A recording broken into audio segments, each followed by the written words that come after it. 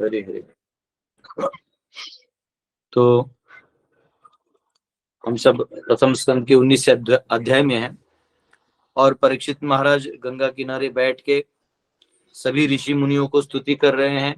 जो आए हुए राजा हैं उनको भी प्रणाम करके उनका स्वागत कर रहे हैं और सबको अभिवादन कर रहे हैं, धन्यवाद दे रहे हैं और सबसे अनुमति ले रहे हैं, क्योंकि वो इतना बड़ा दायित्व छोड़ के एक बहुत बड़े दायित्व के सेवा में जा रहे हैं। और ये चीज प्रायः जो भौतिकवादी लोग हैं या जो भोगवादी लोग हैं ये कभी नहीं समझ पाएंगे। तो क्योंकि वो समझ नहीं पाएंगे तो उसे कुछ नहीं किया जा सकता। लेकिन वो अपनी तरफ से जो समझ सकते हैं, स्पेशली जो ऋषि मुनि हैं, संत हैं और जो राजाएं हैं जो उस लेवल पे काम कर रहे हैं, वो सब समझ सकते हैं, इसलिए उनसे प्रणाम करके अनुमति ले रहे हैं। ये कल हमने देखा। आइए आज हम सब 14वें श्लोक से लेंगे। स्कंद पहला अध्याय 19 श्लोक 14। तस्यैव मेघस्य परावरेशो व्यासक्त चित्तस्य गृहेषु अभीक्षणम् निर्वेद मूलो द्विज शापरूपो यत्र प्रसक्तो भयमाशु दत्ते। The Supreme Personality of Godhead, the controller of both the transcendental and mundane worlds, has graciously overtaken me in the form of Brahmana's curse.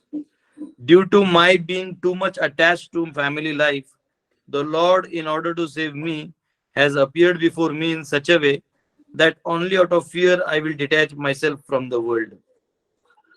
तो इसका आध्यात्म जो हिंदी ट्रांसलेशन है वो ये है। आध्यात्मिक तथा प्राकृत जगतों में के नियता भगवान ने ब्राह्मण शाप के रूप में मुझ पर अत्यंत कृपा की है। गृहस्थ जीवन में अत्यधिक आसक्त रहने के कारण मुझे बचाने के लिए भगवान मेरे समक्ष इस तरह प्रकट हुए हैं। मैं भयवश अपने आप को संसार से विरक्त कर लूं।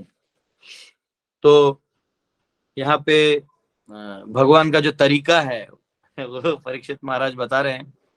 और देखिए, हम और आप तो अगर तरीका बताएंगे तो हो सकता है कॉन्कॉक्शन हो या मनगढ़ंत कहानी हो, पर यहाँ परीक्षित महाराज अपने जो पहले पूर्वज थे, पांडव थे, उनके बारे में जानते हैं। कुंती माता के साथ जैसे भगवान व्यवहार किया उससे जानते हैं, द्रौपदी के साथ जैसे व्यवहार किया वैसे जानते हैं। तो उनको समझ में आता है कि भगवान जो है असीम कृपा करते हैं, लेकिन ये कृपा किस रूप में आएगा ये आपको समझना मुश्किल है।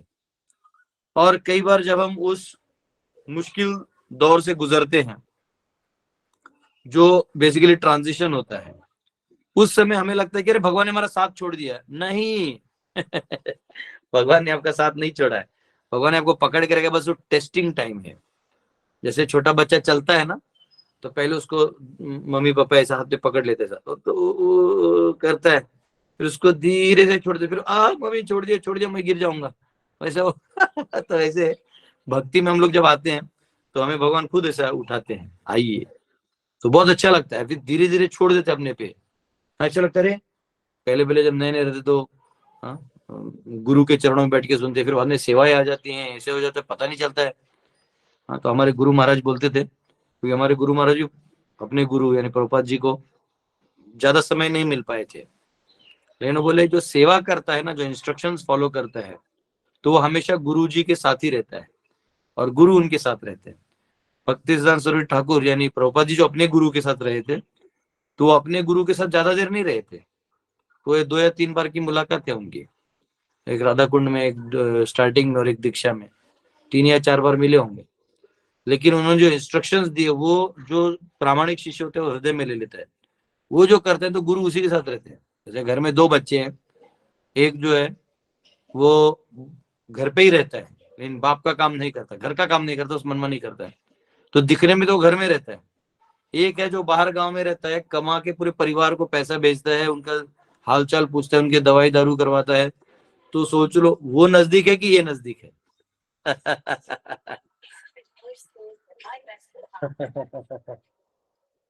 तो नजदीक कौन है, ये क्वेश्चन है।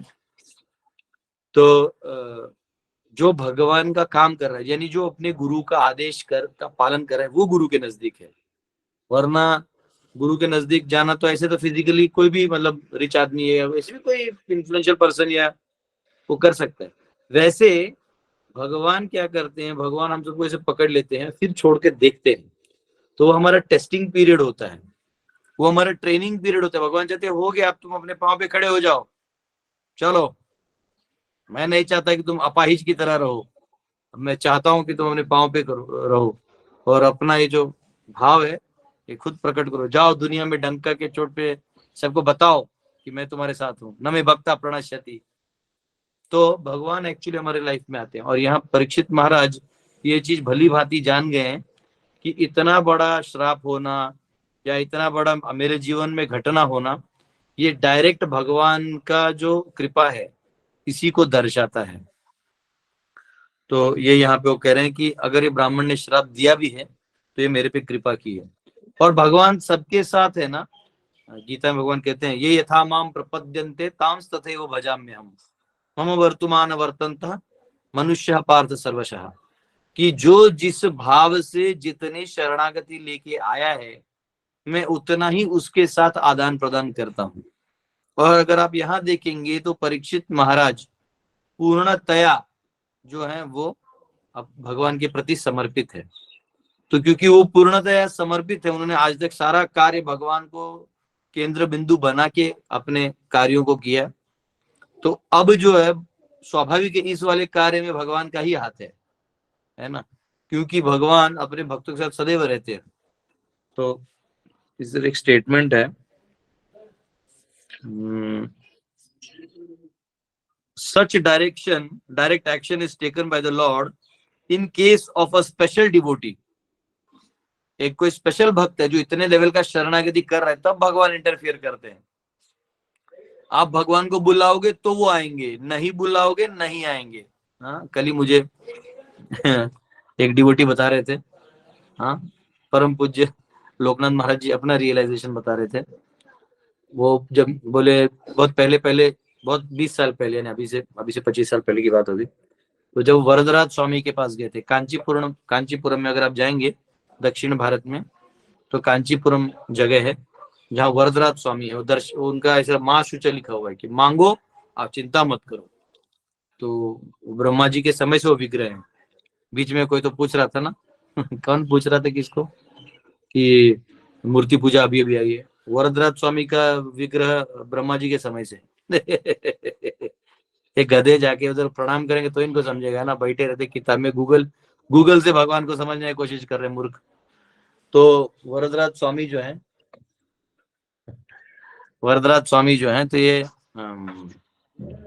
तो लोकनाथ महाराज जी ने जाके प्रणाम किया और कहा कि मुझे मुझे सेवा दीजिए, मेरे पास उतना सेवा नहीं है, ओनली कीर्तन का सेवा है। तो महाराज जी कह रहे हैं कि 20 साल बाद में वापिस भागते भागते गए, बोले भगवान बहुत हो गया है, इससे ज्यादा मैं कोलैप्स हो जाऊंगा। तो पॉइंट है कि भगवान से आप जब कुछ बोलते हैं तो भगवान भर भर के देते हैं, है ना। तो ये ऑब्वियसली भक्त का भाव है। और भगवान भक्तों को सेवा करने से प्रसन्नता ही होता है। लेकिन पॉइंट है कि हम सबका एक लास्ट में जाके तो कहीं हम लोग का लिमिट हो जाता है। लास्ट में हम सब मनुष्य हैं, हम सब जीव हैं। तो यहाँ पे भगवान जो है रेसिप्रोकेशन करते हैं। आप उनको जाके क्या प्रार्थना करते हैं, और आपको ना कंपेयर नहीं करना, कभी ये नहीं सोचना कि अरे इस भक्त के जीवन में हो गया मेरे में नहीं होगा, ऐसा कभी नहीं सोचना। उसका कारण ये है कि ऐसा सोचते फिर भगवान कृपा हटा लेते हैं, तो ऐसे कभी नहीं सोचना। कई बार होता है, जैसे हम देखते हैं कि हमारे सामने कोई शुद्ध भक्त है या सच में कोई सच्चा भक्त है, उसको देख के लगता है कि यही है, हम नहीं है। ये गलत अंडरस्टैंडिंग है, ये लैक ऑफ पुरुषार्थ है। और आपको बता रहा हूँ, ये चीज हम फिलोसफी में बोलते हैं, नॉर्मल आदमी को रियलाइजेशन है। अभी कल हम लोग पेट्रोल भर रहे थे, तो पेट्रोल भर के उतर रहा था पेमेंट करने के लिए, तो हमारा गाड़ी आगे चला गया। तो वो जो पेट्रोल भरने वाले मुझसे बात कर रहा था कि बोले आप सर मुझसे बात कर रहे हैं, जन लोग भरते और मतलब हम लोग को निगलेक्ट करके चले जाते। बोले नहीं, वो तो बोलते बोलते बात निकला आगे। तो वो बता रहा था कि अब आप दुनिया ऐसा हो गया है सर कि आपको कुछ नहीं करना, आपको रोगी ही बनना है। लाइक लोग क्रिकेट खेल रहे हैं, आपको अपने मन से वो प्लेयर में चले जाना है, वो जो खेल रहा है उसी का आनंद लेना, आपका कुछ नहीं। या कुछ भी हो रहा है तो वही हो रहा है बोले सब जगह। तो बोले हम लोग ऑनलाइन घुस चुके हैं, अपना कुछ बचा ही नहीं सर, कोई आदमी को पूछ ही नहीं रहा है। हम बोले क्या बात है। तो एक नॉर्मल पेट्रोल भरने वाला भी बहुत विचारू होते हैं, भारत का ये खासियत है। तो जो इम्पर्सनलिज्म है ये बहुत डेंजरस है। तो भगवान के साथ हमारा जो रिलेशन है ये बहुत स्पेशल है। तो आपको ये नहीं सोचना चाहिए कि भगवान इस पे कृपा कर दिए हैं, मुझ पे नहीं करेंगे, अब मुझे उनके थ्रू ही, ना ना ना, ये गलत है। आपको ये मालूम होना चाहिए, जब भगवान कहते हैं कि सभी जीव, ये सभी के सभी जो जीव हैं ये मेरे हैं, है ना, तो सवाल ही नहीं आता। यहाँ पे स्टेटमेंट लिखा है, महाराज Parikshit could understand this by the presence of the topmost transcendentalists in the universe. The Lord resides within his devotees, and therefore the presence of great saints indicated the presence of the Lord. क्योंकि वहां इतने सारे संत आए हैं। देखिए, आप जो का अनुष्ठान करते हैं, आपके अनुष्ठान में अगर संत वहां पहुंच जाएं तो समझना आप सही कर रहे हो। हाँ? कल भी वो एक है ना जो नागा साधु, उनका फोन आया था, बोलते एकदम बढ़िया, बहुत खुश थे। तो कहते हैं कि आप अच्छा काम कर रहे हो, आप ये काम करो, पूरा संत समाज खुश है, क्योंकि उन्होंने लगता है बहुत सारे नागा साधुओं को मेरे बारे में बता दिया। तो हरे जब कृष्णा आपको प्रभु जी, दंडवत प्रणाम। तो जब कोई आप काम करते हैं तो ये अपने आप में जो साधु आ जाते हैं वहां पे और आशीर्वाद देके जाते हैं, तो समझ जाना वहां भगवान का कृपा है। तो मैं ये कह रहा था कि आपको कभी ये नहीं सोचना चाहिए कि अरे ये संत हो गए हैं, मैं नहीं बन पाऊंगा, अरे इन पे कृपा हो गई, हम पे कभी नहीं होगी, हम लोग पापी हैं, ऐसा नहीं सोचना है। क्योंकि ऐसे सोचते हैं तो हम पापी ही रह जाते हैं। हमको ये सोचना है, अरे भगवान सब पे कृपा कर रहे हैं तो मैं भी कृपा का कटोरा लेके जाऊं कि भाई मुझे भी मिले, ये भाव रखिए।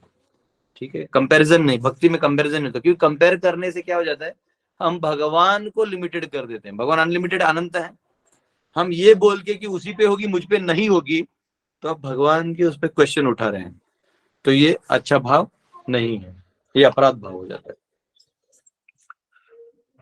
15वां श्लोक, तमोपयातम व्रतियन्तु विप्रा गंगा च देवी धृतचित्तमीशे द्विजोपसृष्टः कुहकस्तक्षको वा दशत्वलं गायत विष्णुगाथा।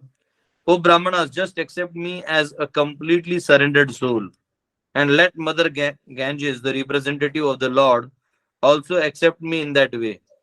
For I have already taken the lotus feet of the Lord in my heart. Let the snake bird or whatever magical thing the Brahmanas created bite me at once. I only desire that you all continue singing the deeds of Lord Vishnu. तो एक रहे, हे ब्राह्मणों, आप मुझे पूर्ण रूप से शरणागत के रूप में स्वीकार करें, और भगवान की प्रतिनिधि स्वरूपा माँ गंगा भी मुझे इसी रूप में स्वीकार करें, क्योंकि मैं पहले से अपने हृदय में भगवान के चरण कमलों को धारण किए हूँ।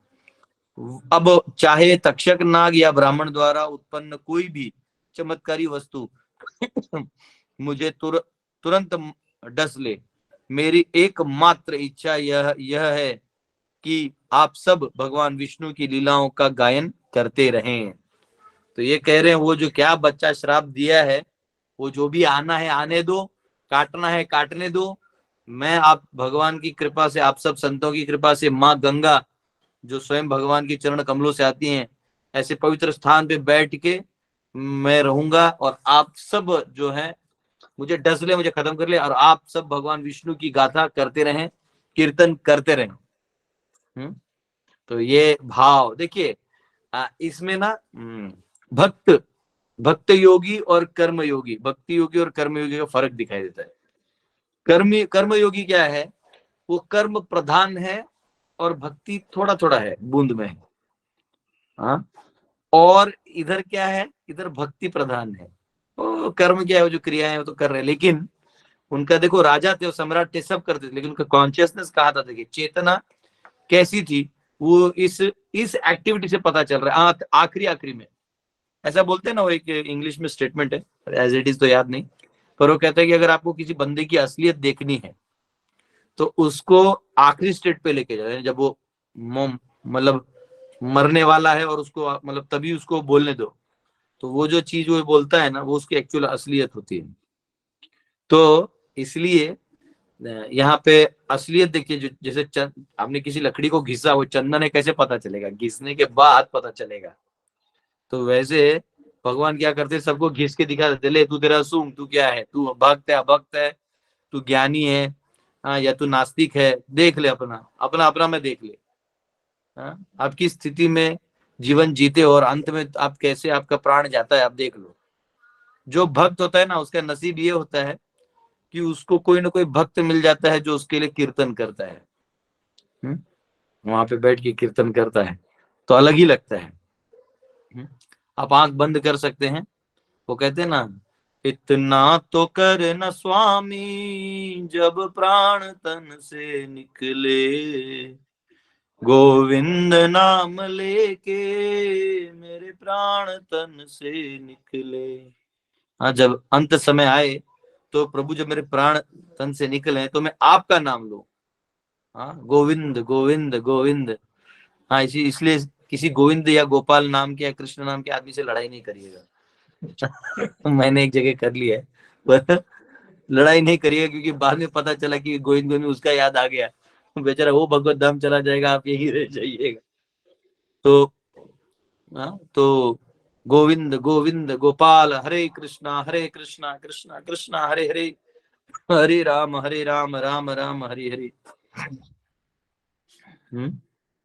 जो हमारे क्या कहते हैं, जो जिनको हम लोग गुरुदेव कहते थे, भुवनेश्वर प्रभु, जो प्रॉपर डिसाइपल हैं, जो डीटी किचन में 40 साल सेवा किए। एनीवेज, उन्होंने अपना गोलोक में नित्य सेवा में प्रविष्ट हो गए। लेकिन जब वो एक बार बीमार गिरे थे तो लेके गए थे उनको, तो वृंदावन में भक्ति वेदांत तो हॉस्पिटल है छोटा सा, तो वहां पे उनको, वो बैठे थे अंदर में, वो लेटे हुए थे, तो मैं उनके लिए सेवा के लिए गया था। तो वो लेटे हुए थे और वो सलाइन कैसे लगा हुआ था, उनको पसंद नहीं था ज्यादा लोग, वो बोलते तू ही बैठ, बाकी लोगों को बता भी मत। अरे ठीक है। तो मैं नीचे चटे डाल के बैठा था, बीच में खुद ही बोले हो कीर्तन कर। तो मैंने गुरुदेव को पूछा, करता लिया मैंने, बोला गुरुदेव आर यू पासिंग अवे? तो होता है, no you sit down and do kirtan. मैं मनी मन सोचा कि कहीं गुरुदेव अब आखिर कीर्तन करने बोल रहे। और तो उनसे हमारा ऐसा रिलेशन था, मैं ऐसी लो जोकिंग टाइप था, ना you sit down and do कीर्तन। मुझे लगा कि मैं कीर्तन कर दूं, बेचारे पास आउट हो गए और फिर मैनेजमेंट मुझे बोलेगा कि तू गा लिया, मैं हमको पता है तक। तो मैं सोचा ज्यादा वैष्णव रहेंगे तो गुरुदेव के साथ एक अलग ही, हाँ, बहुत अच्छा। जब वो कीर्तन करते थे सुबह 7 बजे, अलग ही था। और जब उन्होंने शरीर भी छोड़ा तो मैं वहां जाके वही कीर्तन किया उनके साथ, स्टार्ट टू एंड, एंड तक। हरे कृष्णा कृष्णा कृष्णा हरे हरे, हरे राम राम राम हरे हरे, हरे कृष्णा कृष्णा कृष्णा हरे हरे, हरे राम राम राम हरे हरे। ऐसे ही करते करते उनको सबसे ज्यादा दुख हुआ जब लॉकडाउन लगा। तो जब अकेले अकेले हो गए थे ना सब लोग, कोई बाहर नहीं निकल सकता ये वो, तो बोलते हैं दिस इज ऑल नॉनसेंस। बोले बैक्टीरिया से मर जाओ लेकिन वैष्णव संघ मत छोड़ो। बोले कोरोना से मर जाओ लेकिन संघ में रहो। वैसा बोलते थे। लास्ट लास्ट में उन्होंने दो दो हाँ, वो त्याला दे, मी घेत नाही, मी घेणार नाही, मला दूध आहे ना ते? हा, मी घेणार नाही नाही, काय नको, मी येईन 9:30 वाजता घेतो, क्लास झाला। अभी हम सब एक गांव में आए हुए हैं, तो यहाँ पे आज कल परसों 3 दिन प्रोग्राम है। आज अभी शोभा यात्रा भी होगा क्लास के बाद। गाँव वाले आतिथ्य उपचार कर रहे हैं। उनको पता नहीं लाइव क्लास चल रहा है, पर एनीवेज, तो तो तो गुरुदेव जो है वो आखिरी आखिरी में भी 2 महीना उन्होंने सब कुछ त्याग कर दिया था। उन्होंने सारा जो है, अंत में वो केवल भजन ही सुनते थे, भक्तों को बोलते थे बस कीर्तन करो। 2 महीना, 2 महीना एकदम। और आखिरी मुझे उनका दर्शन करना था, मैं बहुत दूर था, लॉकडाउन में भी यहाँ वहां से भाग भाग के गया। और लकीली क्योंकि वो फॉरेन बॉडी थे तो उनका पेपर वर्क में थोड़ा टाइम लग रहा था, लेकिन मैं पहुंचा, फिर उनको उनका वो था, तो फिर मैं अंत तक था वहां पे। तो वो क्या है कि जब आप अंत में, ये ऐसा अंत मिलना भक्तों के साथ कीर्तन होते हुए, और जहां विष्णु का गुणगान हो रहा हो, हृदय भर जाएगा, हृदय भर जाएगा। बस यही जीवन की उपलब्धि है, इसके आगे कुछ नहीं है, इसके आगे कुछ भी नहीं है, कुछ भी नहीं। पैसा कमा लो, क्या करोगे, वो 10-12 रिश्तेदार आएंगे, वो यार रोना धोना करेंगे, उसमें दो कमीने स्वार्थी रो तो रहे, लेकिन आपको पता है कि ये मेरे जाने के बाद मेरे घर वालों को तकलीफ देने वाला है। हाँ, आप कुछ कर भी नहीं सकते कि आप बेड पे लेटे हो, आप खुद ही आखिरी बॉल पे खेल रहे हो, और जैसे उस जैसा हाल हो रहा है। बॉलर आता है ना लास्ट में बैटिंग करने, और 50 रन बनाने 18 बॉल में, उसको मालूम है मैं कितने भी मारे मारे के 2 सिक्स मार सकता हूँ, उसका आगे तो मेरा विकेट गिरना ही है। हाँ, तो वैसा हाल हो जाता है आदमी का बुढ़ापे में, अंत में। तो इसलिए ईशोपनिषद भी मंत्र आता है ना, वायुरनिलम मथेंद्रम भस्मांतम शरीरम, ओम कृतो स्मर कृतम स्मर कृतो स्मर कृतम स्मर। हे प्रभु, ये तो शरीर मेरा तो भस्म हो ही जाएगा, लेकिन अगर मैंने जो जो सेवा की है, कृपया करके आप ध्यान में रखें और न मेरे पे कृपा करें। ओम कृतो स्मर कृतम स्मर कृतो स्मर कृतम स्मर। तो हम सबको ऐसा जीवन जीना चाहिए कि अंत में बोलते ना, ऐसा काम करो कि 4 लोग पूछे कि भाई ये कौन था। तो वैसे 4 लोग ये पूछे कि भाई ये सब कीर्तन कर रहे कौन था, बोले महान वैष्णव थे। एट ए टाइम 8-8 रोटियां खा जाते थे, और फुल प्रसाद खाते थे, और फुल कीर्तन करते थे। अच्छा, तो ऐसा लोग याद रखे कि एक भक्त थे। तो एक भाव आता है, जो आपको नहीं पहचानते वो भी वहां बैठ जाएंगे कीर्तन में। बाकी में नहीं आता है कोई, अगर आपको नहीं पहचानता है कोई, तो कोई आपके मृत्यु के समय जाने वाला नहीं है। लेकिन भक्ति का देखो इतना खासियत है कि आपको अगर नहीं भी पहचान रहे तो आ जाएगा, कह रहे नहीं वैष्णव आ गए हैं। 8 रोटी खाते शाम ने हाथ ऊपर कर दिया sir.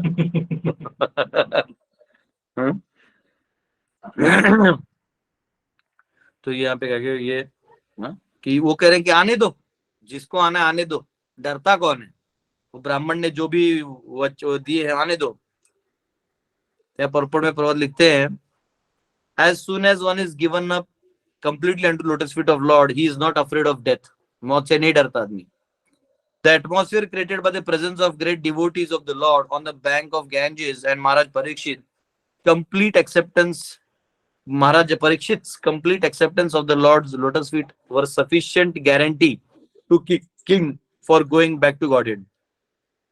He thus became absolutely free from all fear of death. तो ये कह रहे हैं कि इतने सारे संत महात्मा आए हैं, गंगा किनारे हैं, और इतने सारा जो ऐसा हमने लिस्ट तो देखा, इतने सारे ऋषि मुनियों का, इनने महान महान पर्सनली वहां आए, तो इसका मतलब भगवान का वहां वास है, प्रेजेंस है ना। क्योंकि भगवान तो नीचे डायरेक्ट आएंगे नहीं, तो आएंगे तो ये जो है अपने प्रतिनिधि को भेज देते हैं, है ना, उस फील्ड के लोगों को भेज देते हैं। तो इस प्रकार हम देख रहे हैं कि कैसे अंत अंत में हमें निर्भय होते हुए शरीर छोड़ना है। 16वां, पुनश्च भूयात् भगवती अनंते रति प्रसंगाश्च तद आश्रयेषु महत्सु यम यम याम याम उपयामि सृष्टिम मैत्र्यस्तु सर्वत्र नमो द्विजेभ्यः। Again, offering obeisances unto all you Brahmanas, I pray that if I should again take my birth in material world, I will have complete attachment to the unlimited Lord Krishna, association with his devotees and friendly relations with all living beings. ये कह रहे हैं कि मैं आप सबको पुनः पुनः दंडवत प्रणाम करता हूं, सब ब्राह्मणों को। I pray that if I should again take my birth, अगर मैं पुनः जन्म लूं, अगर मैं अभी भगवत धाम नहीं गया और पुनः जन्म ले लूं, तो मैं चाहता हूं कि मैं अपने सारे आसक्तियों को छोड़ के मैं भगवान कृष्ण जिन अनंत लीलाएं हैं और उनके जो भक्त हैं इनका संग मैं कर सकूं, और सभी जीवों से मैं मैत्री पूर्वक अपना व्यवहार कर सकूं।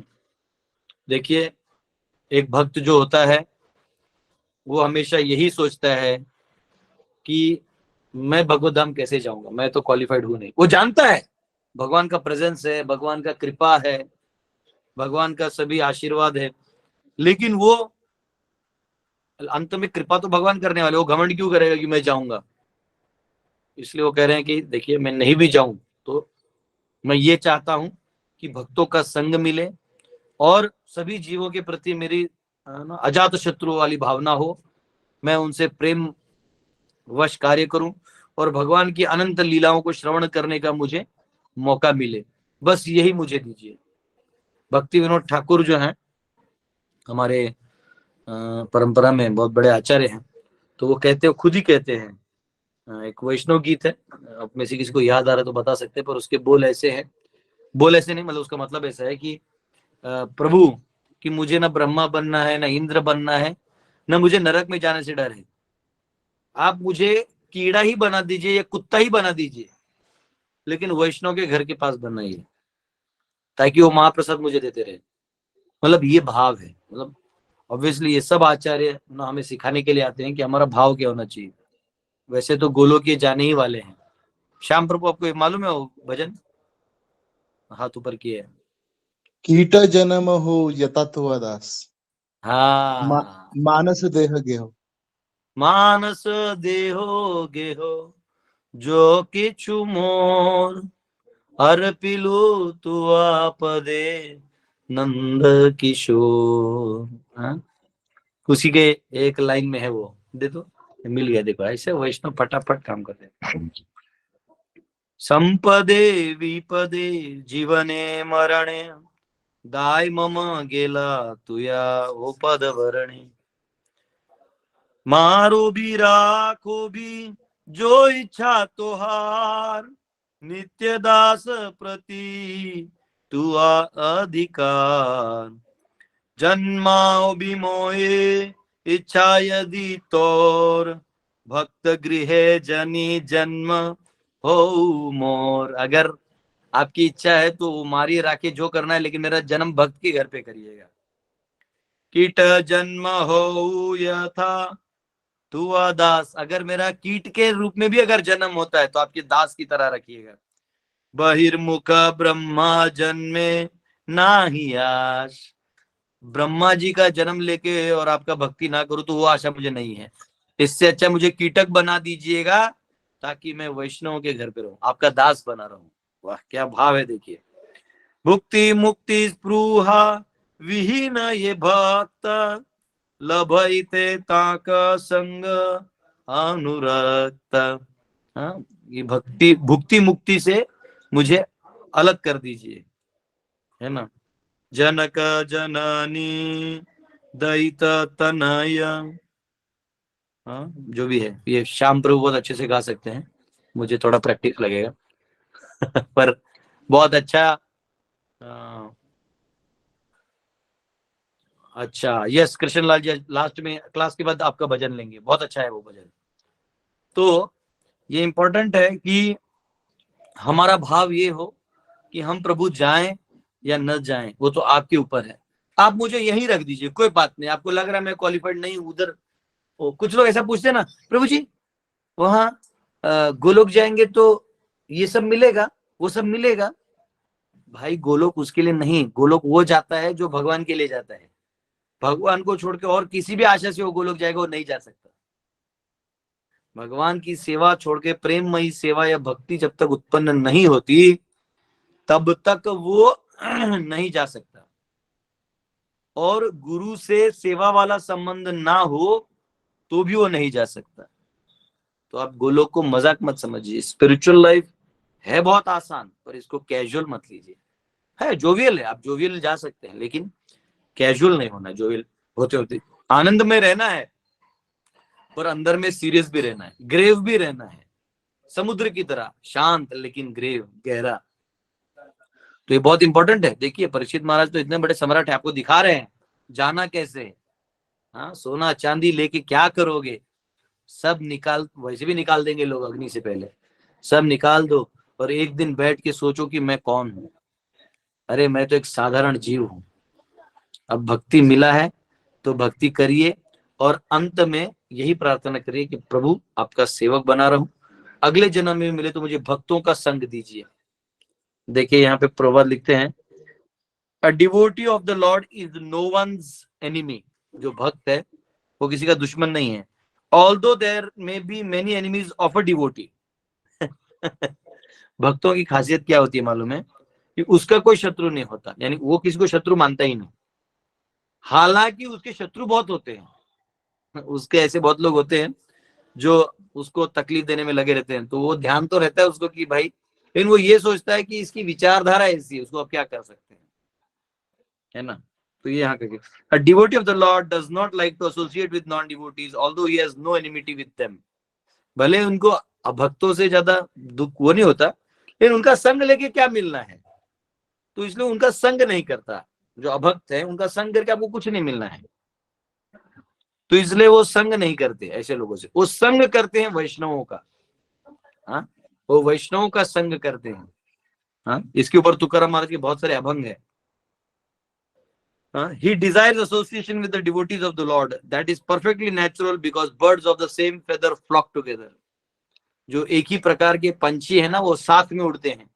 तो जब सब वैष्णव है तो एक दूसरे को मिलेंगे ही मिलेंगे। अगर इसलिए वैष्णव से लड़ाई नहीं कर रहा हूँ, किसी न किसी माहौल में मिलेगा ही मिलेगा। कहीं नहीं मिला तो आपको गौर पूर्णिमा में मायापुर में मिलेगा और कार्तिक में वृंदावन में मिलेगा। तो आपको तो दंडवत करना पड़ेगा। तो वैष्णव जो है वो एक विचार के होते हैं, वो ये विचार के होते हैं कि हर कोई भगवान का है और हर जीव, ऐसा नहीं कि वो जो भक्त नहीं उसको छोड़ देते, वो दया करते हैं उस भक्त पे। वो जो जीव भक्ति नहीं कर रहा है उस पे वो दया करते हैं और दया करके उसे भगवान का भक्त बनाते हैं। पहले थोड़ा ऊपर लाते हैं, फिर थोड़ा ऊपर लाते हैं और फिर उसको भक्त बनाते हैं। तो उन पे दया करते हैं, लेकिन खुद को जब आता है तो संग वैष्णव का करते हैं। कई बार हमारे कम्युनिटी में हमें बोल दिया जाता है, ए उस भक्त का संग मत करो। अरे भाई ऐसा कैसे बोल सकते हो, कुछ भी है तो वो माला कर रहा है, टीका लगा रहा है, अरे टीका भी लगा के इतना ही छोड़ दो। वो भक्ति अंदर से कितना है वो तो भगवान जानते हैं। बाहर से कोई टीका भी लगा के घूम रहा है तो उसको अप्रिशिएट करो भाई, इसमें इतना करेज है।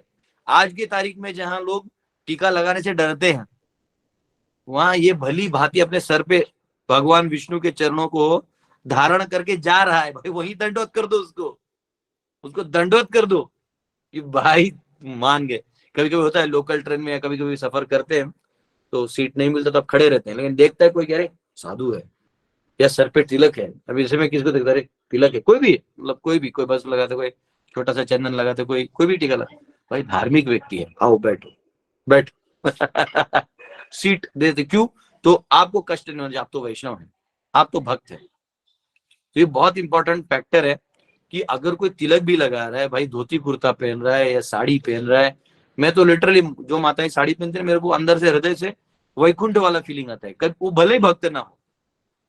कई बार कई लोग बोलते हैं कि प्रभु जी आप तो वैष्णव के घर ही खाते हैं, हमारे घर नहीं खाते। मैंने बोला ना, कोई भी माता जी अगर साड़ी पहन रही तो वैष्णव ही है, क्योंकि उसने भगवान का जो जो धार्मिक लॉज हैं उसको उसने फॉलो किया, इसका मतलब उसको भगवान पे आस्था है, तो भक्त है।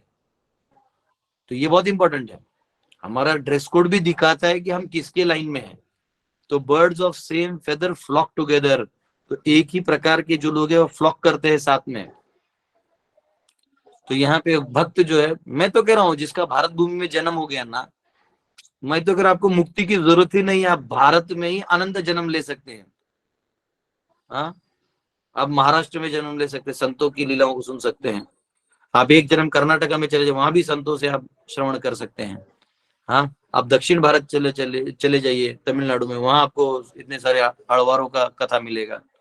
आप उड़ीसा चले जाइए, आप मध्य प्रदेश चले जाइए, तो नर्मदा का इतना बड़ा तट है कि चलते चलते 2 परिक्रमा मारेगा तो आपका जीवन बीत जाएगा। हाँ, इतने सारे संत ऋषि मुनि, इतने सारे तीर्थ। गुजरात चले जाइए, वहां संतों की का बेला है। हाँ, उत्तर प्रदेश चले जाइए, पंजाब चले जाइए, हरियाणा चले जाइए, बिहार चले जाइए, कहाँ चले जाइए, आसाम चले, त्रिपुरा, मणिपुर, सब जगह। अभी भी मणिपुर में शादी हुआ ना, कोई तो एक्टर था, वो बराबर गौड़ी तिलक लगाए। तो ये भाव है, इस भाव को समझिए। भगवान ने ऑलरेडी भारत को वैकुंठ बना दिया है। हम कंपनी में ना काम करके ग्रीस और ऑयल लगा के आ रहे हैं, क्या जरूरत है। हमारे घर के सामने टायर लगे हुए, क्या जरूरत है।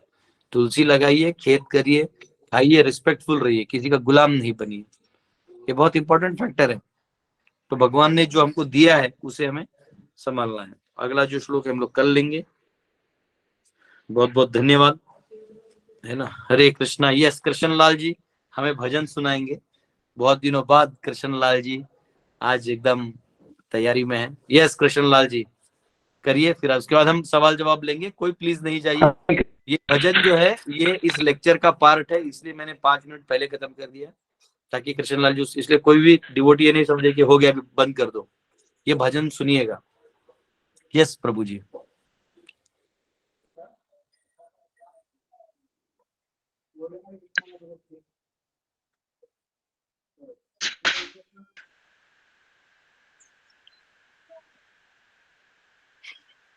तो कृष्ण लाल जी खोज रहे हैं अभी अपने डायरी में। मैंने बोल तो दिया लेकिन पेज नंबर खोल के नहीं रखा था। यस प्रभु जी आवाज आ रही है? हाँ बोलिए बोलिए। हरे कृष्ण। क्या प्रभु जी? आपका आवाज कट रहा है प्रभु जी। आपने वो भजन बोला था ना गाएंगे। हाँ, आपका आवाज ऐसा कट रहा है।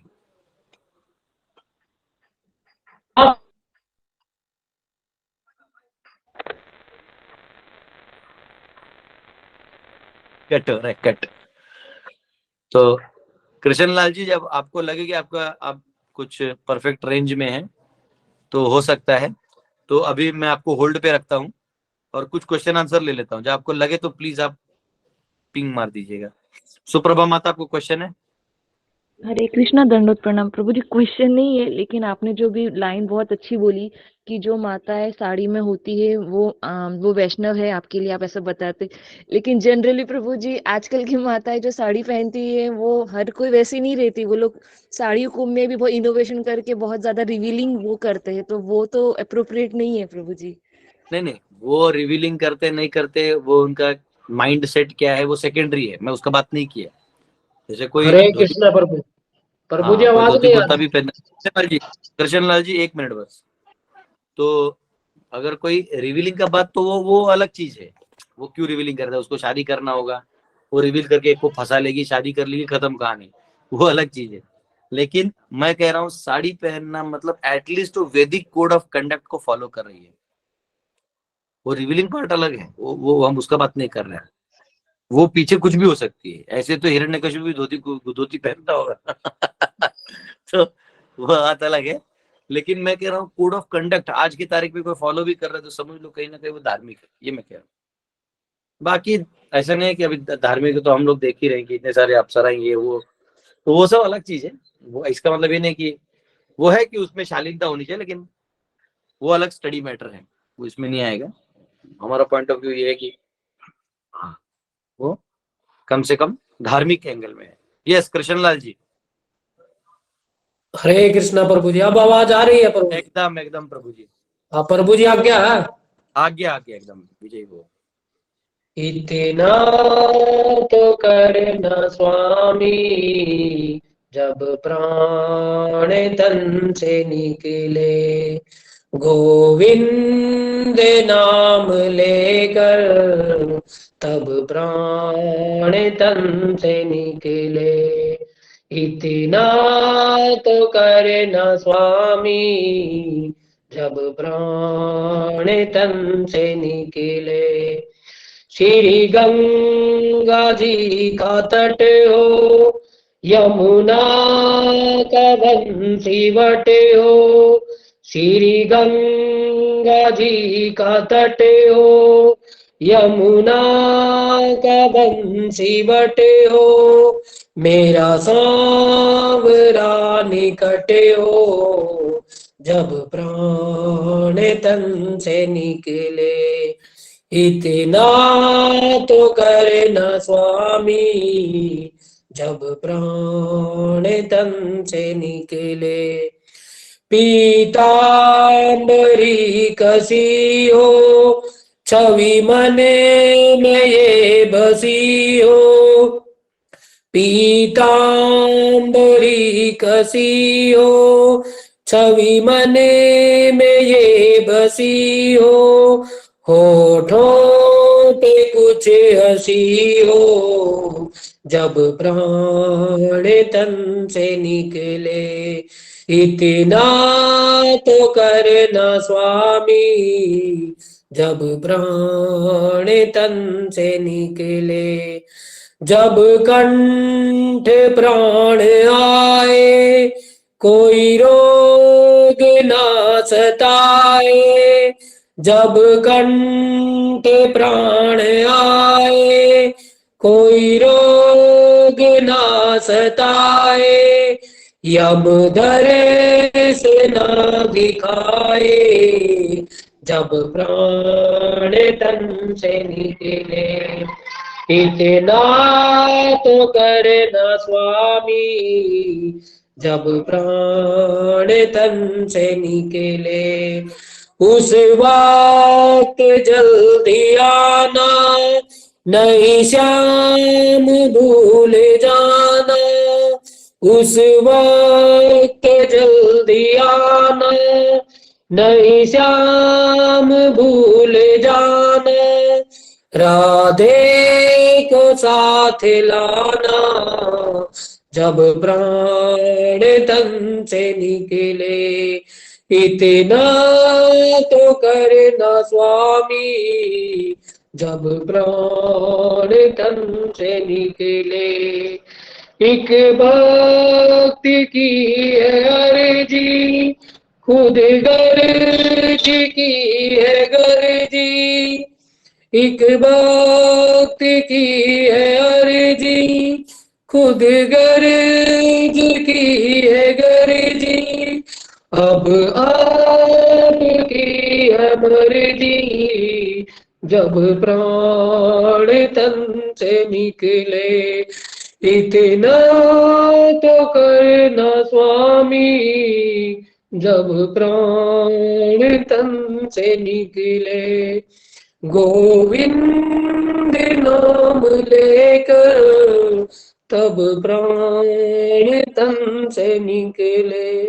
हरि बोल गुरु जी। हरि बोल हरि बोल हरि बोल।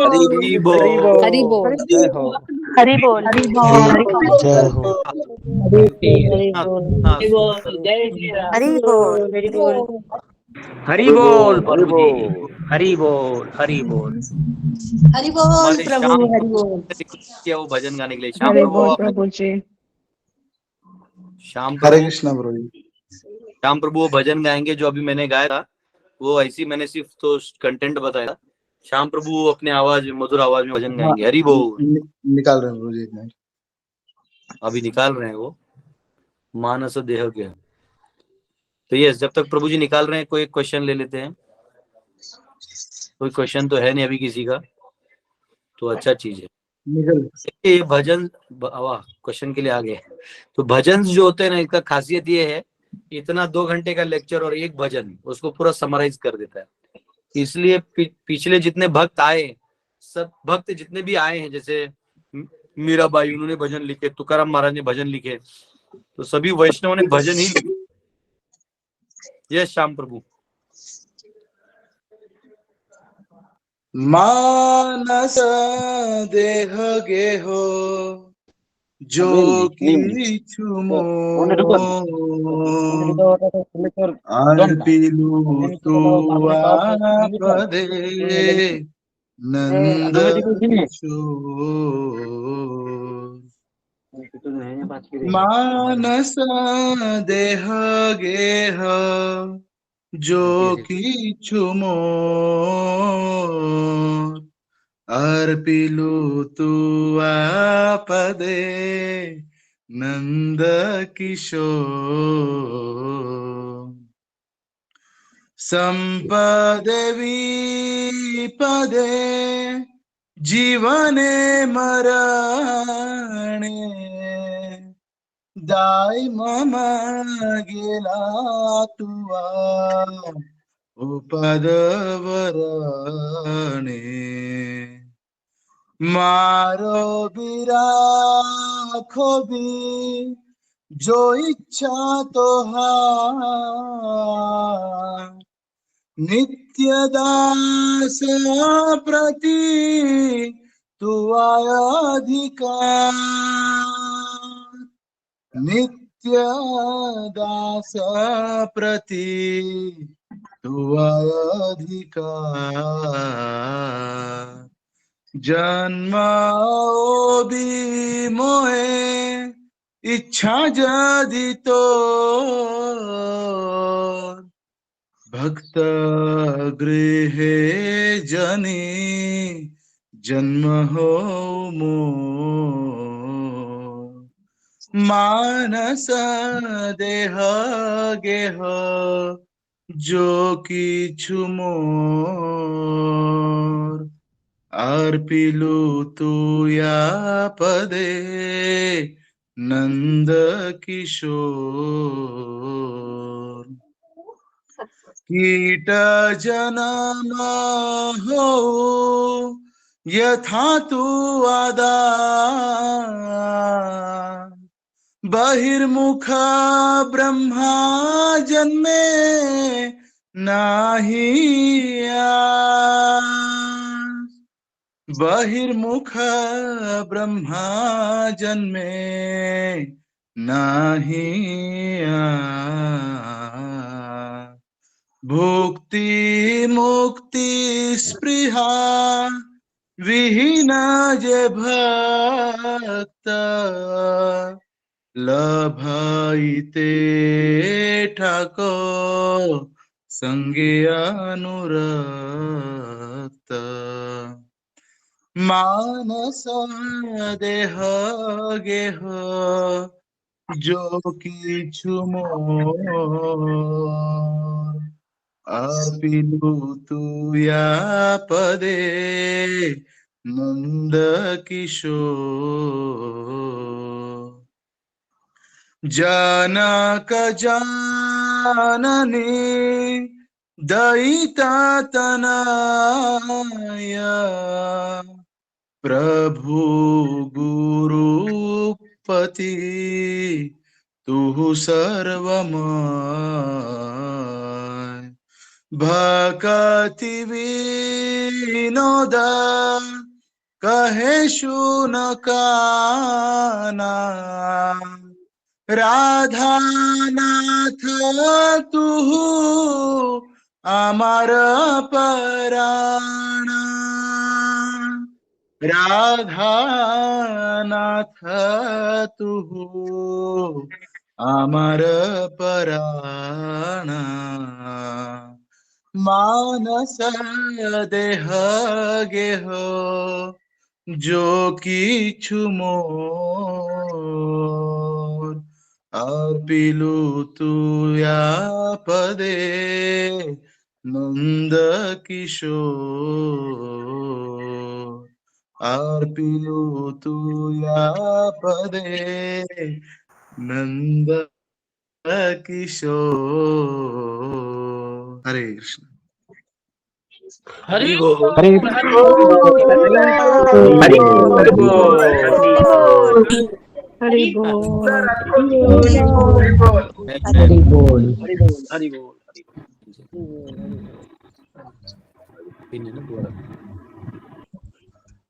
ओके, हरे कृष्णा। तो 9:22 हो गया है और बाहर आपको भजन का आवाज सुनाई देगा। पता नहीं आपको आ रहा है नहीं आ रहा है, और यहाँ आ रहा है जोर जोर से। तो हम लोग क्वेश्चन आंसर कल या बाद में ले लेंगे, ठीक है? कल मिलते हैं। और आज शाम में जो लेक्चर होगा मराठी में होगा, तो मैं आप सबको लिंक भेज दूंगा। जो मराठी समझे हैं वो सुन सकते हैं, ठीक है? हरे कृष्ण। हरे कृष्ण। हरे कृष्ण।